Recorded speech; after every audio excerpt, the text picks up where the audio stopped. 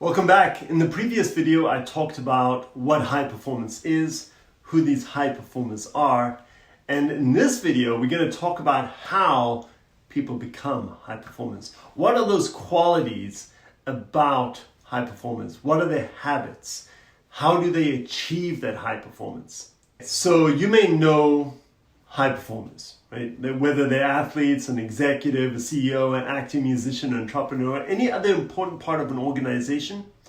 These successful people, they typically have someone who serves as a mentor or a coach, someone to help them maintain that level of excellence.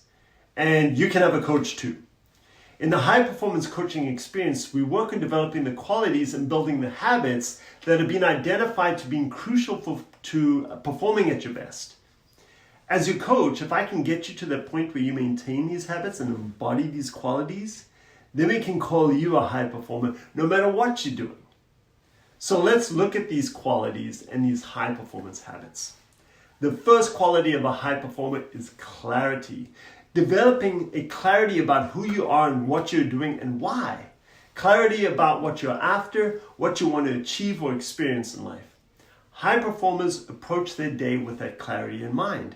That focus. They know their goal, they know their strengths, and their clarity allows them to make better decisions, to focus on what's important, to get rid of the distractions, and to be who they truly are and intentional. That is clarity. And if we don't have clarity, we're never going to reach high performance. How can we get something when we don't know what we want? Clarity is a key component to excelling in life. Okay, habit number 2. Of course, to sustain high levels in life, to perform better, we have to cultivate, create, and transform energy in our lives. High performers have more energy, there's no doubt about it.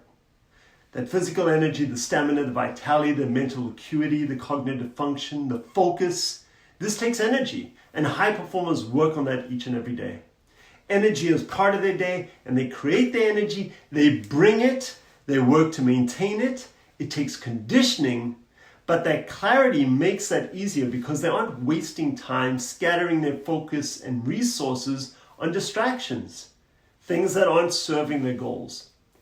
Energy then becomes interwoven with discipline, attention, effort, and that energy that they cultivate, that actually restores them, it tops up their reserves. And as high performers, we learn to create this energy because energy is the currency of life itself. Okay, habit number 3. Another thing about high performers is they possess a level of courage. Courage above average. They're not afraid to express themselves, speak up for themselves and their ideas, and stand up for their beliefs.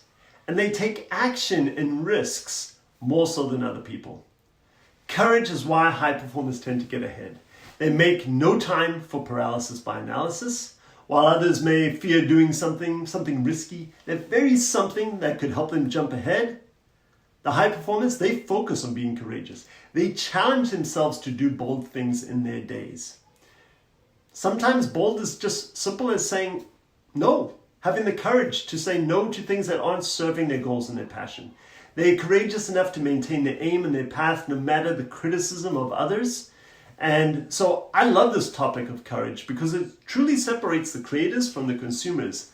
High performers, they sow more and they reap more. And when others quit because they're being judged or the going gets tough, it's those courageous people that push forward and make the world a better place. So this leads us to the 4th high performance habit, the habit of productivity. High performers, they're just producers. They manage their life by managing their time and they become efficient and effective.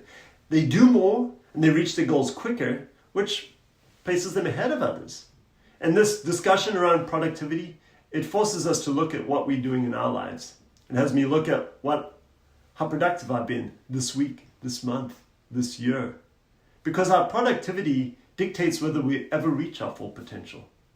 And if we look at those highly productive whatevers in the world, they don't get mired down in unattainable perfection. They just get more done.